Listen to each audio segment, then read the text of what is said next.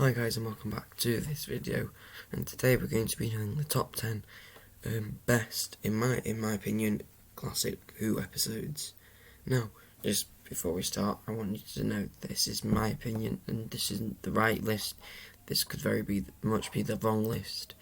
Some of these could be on your top 10 worst, which I highly doubt, but just thought I'd let you know.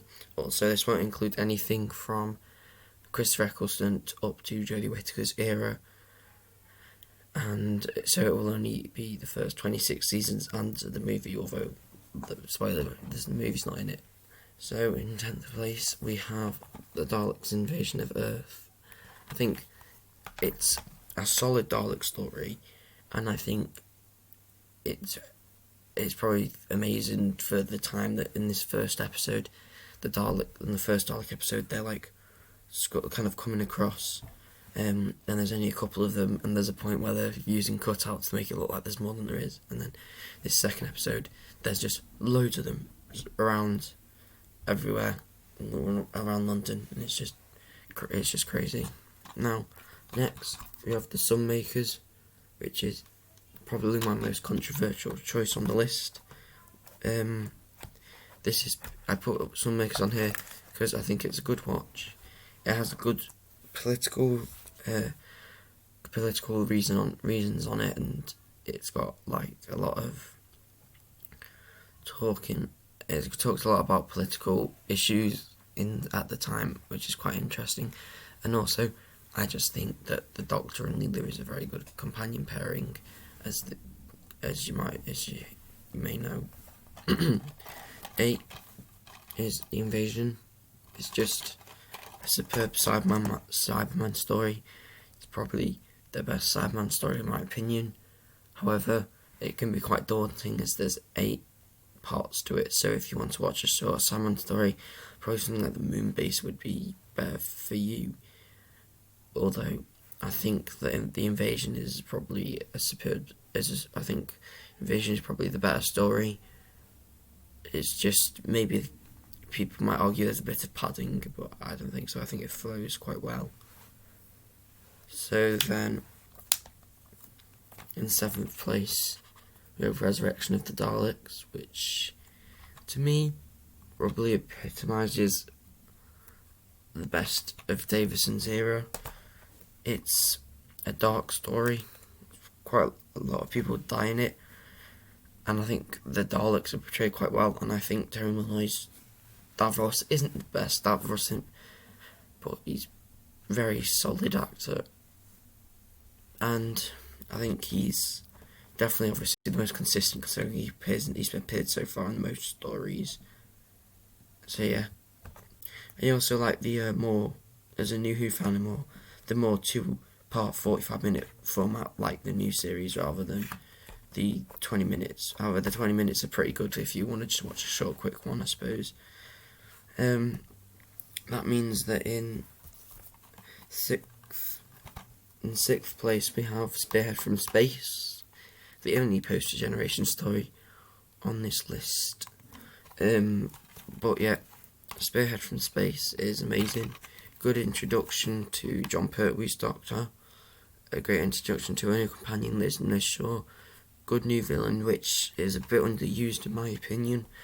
And the Brigadier, who was also in The Invasion, makes a return as an amazing kind of addition. I think the Brigadier is one of the best bits of Jon Pertwee's era.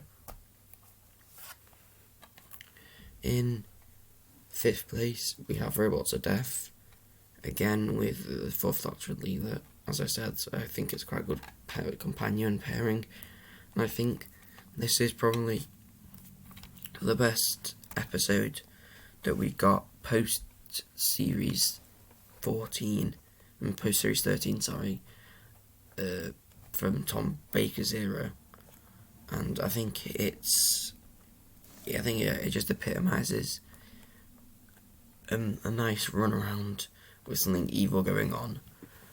So yeah, and then this is actually probably more controversial than Sunmakers being this high on the list, but in 4th place you have The Ambassadors of Death, which is my favourite Pertwee story by far. I think it's fun. It's a fun run around. I think it admittedly has a bit of padding in it, joke because of that whole bit where Lisha escapes but then gets captured again.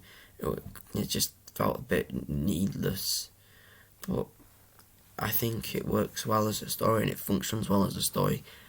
However, I also think the ending's a bit meh, but I think it's still a solid story.